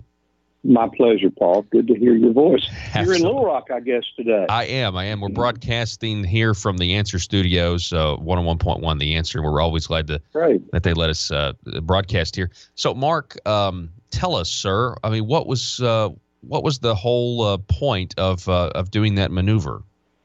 Well, I have to first start with what the bill, what the legislation we voted on, which is a referred constitutional amendment, is, and then what my bill does and how it affects that. Now, the measure, and I forget it's a House joint resolution, so it's a referred constitutional amendment that would extend the, as you mentioned, the half-cent sales tax that goes to fund highways. This is part of the governor's package for fixing our roads, and I supported that. And I supported it day one. I never made any bones about it during my campaign that we had a serious problem with our highways. I have a very rural district where it's needed. All my county judges have shown me their needs, and so I always planned on voting for the bill. The governor outlined in his highway package how he was going to fund this. We had already passed a bill that would increase at the wholesale level what would work out to about 3 cents a gallon on gasoline and about 6 cents a gallon on diesel fuel. And then the third part of that three-legged stool to fund highways was dedicated revenues from the casinos, which Amendment 100 was passed last November, and it would basically enshrine into the Constitution the two existing casinos at the racetracks in West Memphis and in Hot Springs, and would allow 2 more casinos to be built in Pine Bluff and in Polk County. I should say Jefferson County and Polk County. It didn't. Everyone assumes it'll be Pine Bluff, but of course it could be elsewhere. But the bottom line is the governor tried, I think, to make good the promise of the proponents of the gambling amendment that, if you recall, they said drive Arkansas forward, I think was the name of their campaign, and they would, if you vote for this, you get your roads fixed. Well, there was not a single solitary word in that amendment, which is now Amendment 100 of the state constitution, that says anything about highways or roads. It was just a shell game to get the gambling interest bill or amendment passed. So I came up with my bill, which is Senate Bill 498, which would amend Amendment 100, and I'll come back to the process on that in a moment. But all the revenue from the casinos is not dedicated to highways. However, the governor and I both, as a matter of fact, I think there's a strong consensus in the legislature to dedicate that casino revenue, tax revenue, to the highways. And basically, our will, meaning the legislature and the governor's will, is to make good on the promise that the gambling interests didn't do. They told the people they were doing this, and so basically this would make them keep their promise. So I voted for the referred constitutional amendment, but I gave notice of reconsideration, so I'd have a moment to speak with the governor of how this fit into the entire revenue package for the okay. So this procedure sent everyone scrambling. It was and this is really sad, but it was really the most interesting thing that's happened in the Senate the entire session, because things didn't go according to plan, and really there's a lot of predetermined outcomes that I believe kind of make you guys a formality sometimes, and that's very frustrating because I love the idea of legislating and using procedure. You have been around the Capitol since you were very young. And since I was born, really. Since you were born, and you know the rules backwards and forwards. And what was interesting to me is Senator Hester and Senator Ballinger, who voted against the referral constitutional amendment after you left the chamber, because I know you left the chamber. They were trying to figure out how to cancel your notice of reconsideration, because it held the bill up for 3 days, and they even voted against it. I thought that was very strange. So tell us, can you just tell us about that procedure, what it means, and there's a lot of people there that don't know the rules like you do, sir. Well, Paul, first of all, to go into all of the machinations and why people do things, we only have, how many hours did you say we had to do this? Oh, yeah. The thing is, but to kind of to synopsize what's going on here, the rule allows a senator who votes on the prevailing side. So if it passes, that means you voted yes. If it fails, it means you voted no, to give a notice of reconsideration. And that's different from a motion to reconsider. And now let me say that we learned that after the 54th day of the session, which we've already passed, you can do such a notice, but it must be immediately reconsidered, which means you'd have to vote. You didn't get the 3 days. But the notice of reconsideration means you have up to 3 days to bring that measure back and vote on it again. If you do nothing, it moves forward. It's essentially a hold. But I've used it one other time this session, and it had to do with a bill that I wasn't sure what it did. Actually, I've done it twice. So I guess I've done it a total of 3 times now. If you're not sure about something, you reconsider. Let's think about this a minute. In both those cases, I gave other cases, I gave a reconsideration notice. And in one case, it was a bill by Senator Breanne Davis relating to how property is disposed of, whether it should go to the auditor's office or not. And after discussions with the auditor's office and with the senator, I released my hold the next day. The other was a bill by Senator Ballinger, which had to do with alimony. And I remember that one. Actually, yeah, I was in the room for that one. I was uncomfortable with some of the things in that, and really wanted an opportunity to, if Bob could fill me in on why this bill was needed, I would have done that. He chose to go a different route. I think he's going to file another bill. But the point is, it's a slowdown. It's a slowdown. So let me tell you why why we needed a slowdown. Okay, right. I want everybody to understand the most important thing about this. The gambling interest wrote their own amendment. I think they fooled the people of Arkansas to voting for it. They voted themselves with 2 out-of-state owned casinos that are here, voted themselves a monopoly, and will allow 2 other out-of-state interests to come in and run a casino. And they said this money's going to go to highways. Well, my bill would restore the funding, because what the dirty little secret that's not known by a lot of people in Arkansas is that Amendment 100 actually reduces the taxes paid by the 2 existing some people call them racinos. It's Oaklawn and Southland. We don't have to beat around the bush. It reduces their taxes paid to the state by over 50%. Gosh. And the revenue estimate from the Bureau of Legislative Research that I looked at, in fiscal year 2020, it would go from $67 million a year to about $31 million a year. And so what my attempt, and this is what Senate Bill 498 does, it tries to solve the problems created by Amendment 100, which includes the fact that you told a county in west central Arkansas that you will have a casino, and that county voted against it. So we're hopefully going to fix that. But the main thing is, the reason this had to do with the 1/2 cent sales tax is it's part of the funding that the governor wants. And I don't think everyone understood how this prospective casino funding fits into the highway plan, and that's why it was relevant. Now, my mistake, and I apologize to him for it, was not to inform the leader of the Senate, our President Pro Tem, what I was doing, because that's a courtesy. And you mentioned how things are kind of predetermined. If we didn't have some understanding on procedure, then it would be chaos in there. And it kind of was for a minute or two. And I think that's because a lot of people weren't aware of the rule and what I was doing. I thought it was fantastic. I think you should do it more often. I think everybody should do it more often. I think they should legislate. But Jim and I talked about it, and as soon as he was a little bit upset when we walked out in the hall. It looked like it.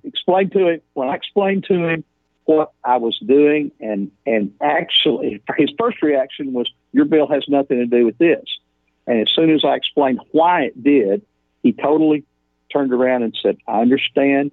He said, that's fine. I said, now, he said, how long do you want to hold it? I said, I don't want to hold it at all. I said, I just want people to understand how it fits into into the mechanism. And as you saw, Paul, if you were there, I went back to the well and I explained the purpose of 498 and what we're trying to do and how it fit into the process. And then I moved to withdraw my notice of reconsideration. Okay, yeah. And so let's talk real quick. Senate Bill 498. This is attempting to address really the tax cuts the casinos got by being written into the Constitution. So is this going to raise taxes on casinos? Well, if it passes, it would. It would, but it would bring them back to where they are today, more or less. And let me mention this, and this is where we really get in the weeds, Paul. Amendment 7 to the Arkansas Constitution, I think most people know, it gives the people the right to to initiate amendments and acts to the Constitution. And it was passed about 100 years ago. It's this initiative and referendum. Now, you can sign petitions, you get something on the ballot, you vote on it, it's law, or it's an amendment to the Constitution. A little known thing is it also says that any measure, I believe, means constitutional amendment or initiated act, passed by the voters. And that would also, let me throw in, that also means measures referred by the legislature. Anything voted on by the people can be amended by 2/3 vote of both houses. So the House and Senate, by 2/3 vote, could amend Amendment 100. Now, there's a 1951 court case, which I think is horrible, but it basically says, no, the words in the Constitution don't mean what they say. And we have been operating on that for, about 70 years. The thing is that I believe it means what it says. And if you'll recall, last year, the Supreme Court in the sovereign immunity case said the words of the Constitution mean what they say in that instance.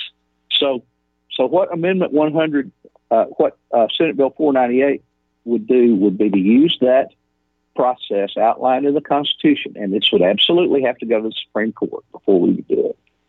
But it would allow us to amend Amendment 100, in my opinion, fix Amendment 100, and it would do a few things, and let me run through them real quick. One, it would require the people of Pope and Jefferson counties to actually get to vote on whether or not they would have a casino. Now, some people have said, look, Jefferson County made it clear when they voted overwhelmingly for Amendment 100 that they wanted it, and I could see taking that out. But in Pope County, the people voted against it, and they're very adamant against it, and I say, then you need to have a referendum. If it were rejected in Pope County, then the two neighboring counties that are bisected by an interstate highway, which would basically mean Johnson and Conway County, but I don't like putting the name of the county in the Constitution, then they could each hold referendums if they chose. And if both of them chose to do it, the one with the highest percentage of vote would have the opportunity to be awarded a casino. Now, that's how we solve the problem of forcing something down someone's throat that doesn't want it. But when we get back to the tax rate, the current tax rate in Amendment 100, on their first $150 million, it's 13%. And this would increase that to 20%. And that's what it was before they passed the amendment? Well, I don't know the exact figure, but what it would do, it would bring the revenue up closer to that $67 million which is what we used to get. Okay. Well, the so-called electronic games of skill would generate about $67 million. Now, what also I do, the amendment actually spells out where the money is spent. For example, it says that the net casino gaming revenues would be dedicated to a purse and awards fund, that is to pay for horse racing purses, of 17.5% of those net revenues. Well, I would reduce that to 7.5%, and I would increase the amount of the revenue that goes to the state of Arkansas from 55% to 65%. Now, I did not touch with what goes to the cities or counties in there.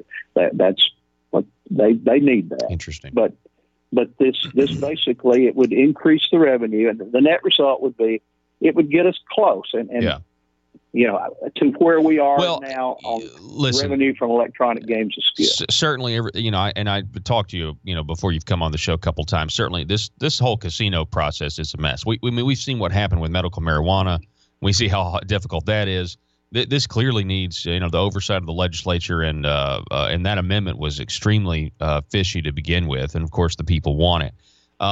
That's exactly right, Paul. And one of the things I'm working on is a constitutional amendment, a referred constitutional amendment, not using this process, to hopefully fix the initiative process where we set a little bit higher bar to change the Constitution. We make it a little harder for special interests to come in from out of state, spend $2-3 million, and buy themselves a monopoly, which is exactly what happened with the that is true. That is true. That is what happened. While I have you on the phone, we don't have a lot of time left, but Yes, I would just like to talk to you real quick about taxes in Arkansas. Just get your opinion, because I know you voted, for the governor's highway plan, or at least the half-cent sales tax that's set to expire, to ask the people to renew it. We did have an income tax cut, $95 million. Mm-hmm. I support that. That was awesome. But then we have this $400 million highway plan, gas tax increases, sales tax, what I believe is a new tax. They're talking about a cigarette tax that'll raise another $100 million, and that 911 tax that's going to raise another $16 million, and maybe more, internet sales tax, everything else. Are you concerned at all, Senator Johnson, about the amount of money that may be coming from the people, the increase at the end of session versus when you guys started at the beginning? Well, Paul, I think that we did the right thing in putting the income tax first. That was an important thing. And I did vote for the other highway tax bill. And I make it clear, we got to pay for highways. The fairest way to do it is on a user fee. I would not have preferred that the half-cent general sales tax be used that way, but it was the alternative that was presented to us, and because I recognized the need, I supported it. Now, your point is that we need to keep raising taxes, and the fact of the matter is, if we can get some spending under control in other areas, we can do that. Now, you mentioned 911 tax. I'm absolutely for that, because I've seen the problems of the fact that we created this 911 system based on landline phones, and we put just a nominal tax on to be paid toward that on cell phones, and it's a user fee. I mean, I've got a fee on my cell phone that I pay to AT&T that if I need roadside assistance, I think I pay $4.95 a month, and if I need a tow truck or someone to get me in my car and I've locked myself out, it's included in that. And I look at the 911 fee as the same kind of thing. We had an imbalance between landlines and cell phones, and now we have a shortage of funds because everybody's getting rid of their landlines and everybody has a cell phone. Well, and that's the exact. We've got to go, but that's the exact same argument that they make for the roads because of fuel efficient vehicles and hybrids. Mark Johnson, I appreciate it, sir. Thank you so much for being on the program and letting us know what's going on. Always a pleasure. We'll talk to you soon, folks. We got to take a break. Back in just a moment. Bye-bye. How to disclose their donors, expend the time and money, and possibly get an injunction to stop the free speech until after a campaign is over. There's a very narrow window of the effectiveness of a mailer or TV ad. It's a few weeks, here in Arkansas for a campaign cycle. Yeah, and they normally start around early voting. So the idea behind this bill that's a terrible bill is essentially, well, you may beat the charge, but you're not going to beat the ride. And we'll just tie everything up in court and silence you. Yeah. I think this is a silencing of free speech bill. And who's running this bill? Who's sponsoring this bill? Oh, this is sponsored by Representative Jimmy Gasaway. Okay, all right. Well, I mean, I agree with State Representative Jimmy Gasaway on other things. I disagree with him on this, respectfully. I think this is in a response to people who.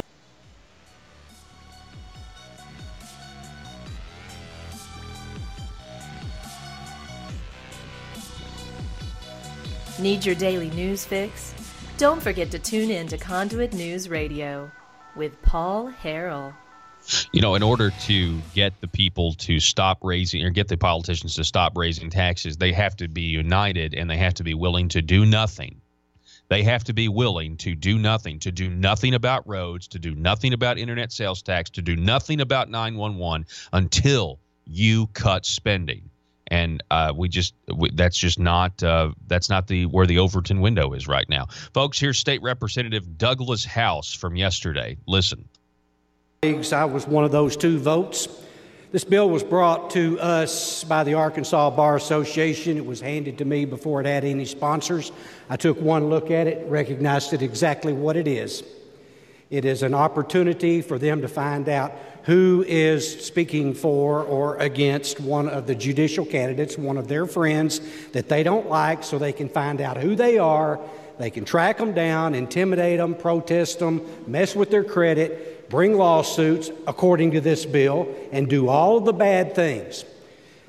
To correct something that you asked about, Representative Brown, absolutely, these 501c3 groups need to be concerned. Arkansas Right to Life, Arkansas Family Council, unions, police associations, fire associations, Family Council, Conduit for Action, Judicial Watch, Arkansas Faith and Ethics.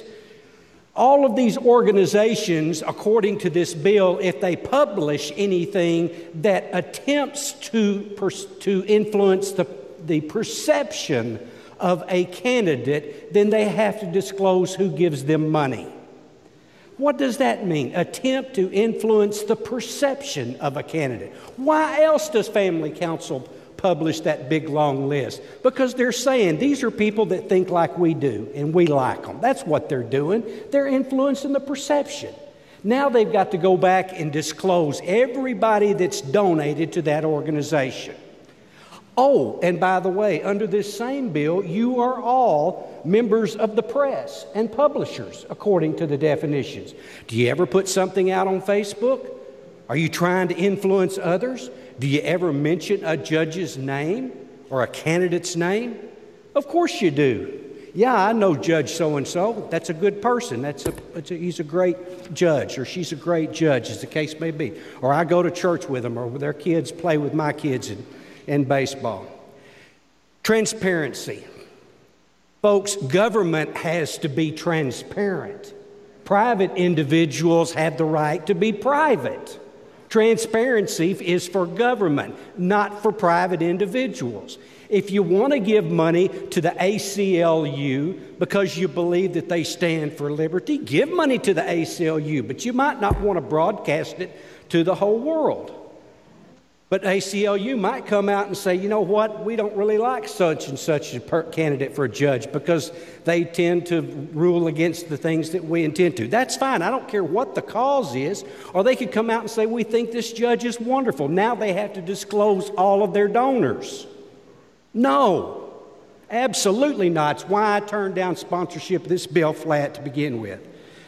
Under this bill, any citizen can sue anybody, and particularly an organization, if they just say you have failed to disclose all of your donors. Bring out your list again. Come in here and hire you and a lawyer and submit to depositions and interviews and court proceedings and spend a bunch of money so we can make absolutely sure you disclosed every donor that you're supposed to disclose. Maybe you did. Maybe you had no donors. But you go ahead and publish something that they don't like against one of the candidates that theirs favorite. That's what's going to happen. That's what this is a get-even bill. Now let's talk about one race, because I know both candidates. I love both candidates. I respect both candidates. In the last race, we had Judge Goodson. We had David Sterling. And y'all know that there were some horrible things go wrong with the advertising. And of course, I'm talking to the camera now. Folks, the folks at the Arkansas Bar Association think you are too stupid to know this, when you're State Representative Doug House, they pulled this bill because of so much opposition, Jimmy Gasway's Bill 1507. If you want to see the full clip of this, you need to check out Hour 1 of Conduit News Radio. That would be the podcast, Hour 1. You can watch it or listen to it, iTunes, SoundCloud, or at conduitnews.com. Arkansas, we'll see you tomorrow for Johnny Cash Friday.